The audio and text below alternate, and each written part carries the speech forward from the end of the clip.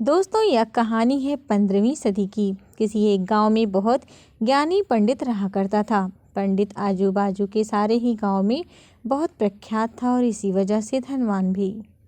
पंडित का परिवार ज़्यादा बड़ा नहीं था। पंडित अपनी पत्नी के साथ अपने बहुत बड़े घर में अकेला रहता था, क्योंकि पंडित को कोई बेटा था ही नहीं और एक बेटी थी जिसका विवाह पास के गांव वाले एक श्रीमंत लड़के से हो चुका था। पंडित ने शादी से पहले अपने होने वाले दामाद की अच्छे से जांच पड़ताल की थी और अपनी बेटी का भविष्य भी ठीक से पढ़ा था। तब जाकर उसने बेटी की शादी की थी। लेकिन चंद सालों में ही पंडित का दामाद बुरी आदतों के चंगुल में फंस गया। जुआ और शराब की बुरी लत ने उन्हें सड़क पर लाकर रख दिया। अपनी बेटी की ऐसी दुर्दशा देखकर पंडित की पत्नी काफ़ी दुखी होती थी और अक्सर पंडित को कहा करती थी कि तुम जाकर उनकी मदद कराओ। पंडित हमेशा अपनी बीवी को यह कहकर उनकी मदद करने के लिए मना कर देता था कि अभी कुछ समय तक उनका बुरा वक्त चलना है, हम चाहे कितनी भी कोशिश कर लें, जो उनके नसीब में नहीं है वह उन्हें नहीं मिल पाएगा। पंडित की ऐसी बातों से उनकी पत्नी काफ़ी दुखी हो जाया करती थी और मन ही मन सोचती थी कि कैसा स्वार्थी पिता है, अपनी बेटी को इतने कष्टों में देखकर भी उसकी मदद करने के लिए मना करता है। आखिर भगवान ने जो इतना सारा धन धान्य दिया है उसका क्या करेगा? हमें कोई और औलाद भी तो नहीं है, नहीं देकर एक यही बेटी है और उसके लिए भी कुछ न करोगे तो किसके लिए करोगे? पंडित ऐसा नहीं सोचता था। ऐसा नहीं है कि पंडित अपनी पुत्री से प्रेम नहीं करता था, लेकिन उसने अपनी पुत्री की कुंडली इतने अच्छे से पढ़ी थी और वह यह पहले से ही जानता था कि वह चाहे किसी भी लड़के से शादी करती, लेकिन उसके जीवन में यह समय आने वाला ही था और बिना इसे भुगते उससे छुटकारा नहीं मिलने वाला था।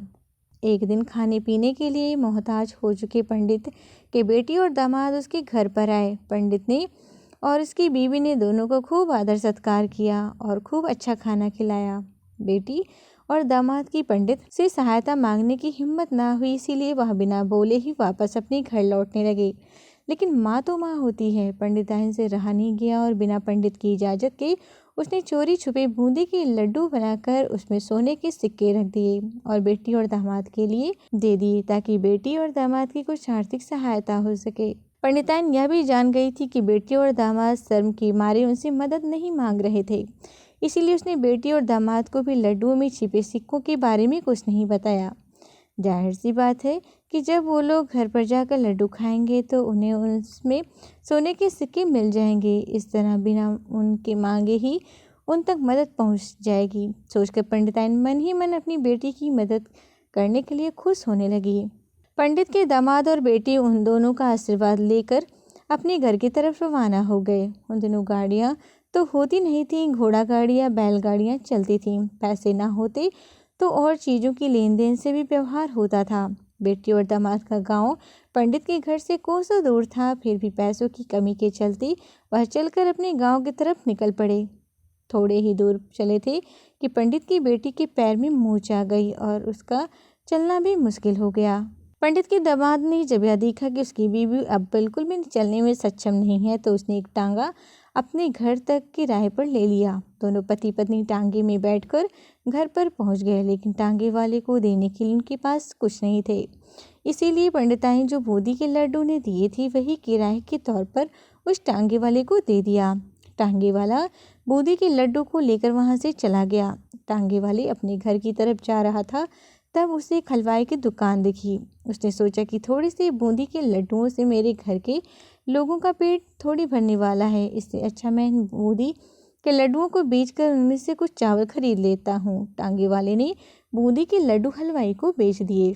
जिस गांव में वह हलवाई रहता था, उसी गांव में एक आदमी ने अपने घर पर पूजा रखी थी और उसी पंडित को उस पूजा के लिए बुलवाया था। पूजा में लगने वाले प्रसाद के लिए उस आदमी ने उसी हलवाई से बूंदी के लड्डू लिए जहाँ पर उस टांगे वाले ने बेचे थे। हलवाई ने भी उसी आदमी को टांगे वाले से खरीदे हुए लड्डू ही पहले दिए, ताकि वह खराब ना हो जाए, क्योंकि वह नहीं जानता था कि यह लड्डू कब बने हैं।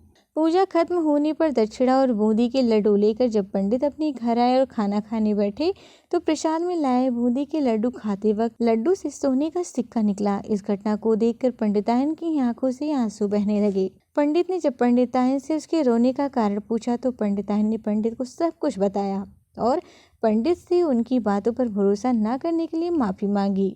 पंडित ने पंडितायन के आंसू पोंछे और कहा कि तुम्हारी तरह मैं भी हमारी बेटी को बहुत प्रेम करता हूँ, लेकिन अगर हम उसकी मदद करते हैं तो दामाद हमेशा ऐसे ही मदद की अपेक्षा रखेंगे और अपनी बुरी आदतों को कभी नहीं छोड़ेगी। पंडितायन भी अब पंडित की बातों से सहमत हो गई। 2-3 महीने बीत गए। पंडित की दामाद और बेटी फिर से एक बार उसके घर आए और इस बार उनकी परिस्थिति पहले से बेहतर थी, क्योंकि पिछली बार खाली हाथ जाने के बाद दामाद ने नया काम शुरू किया था और सारी बुरी आदतें छोड़ दी थी। दोस्तों, नसीब का लिखा नहीं बदला जा सकता। यह कहानी आपको कैसी लगी?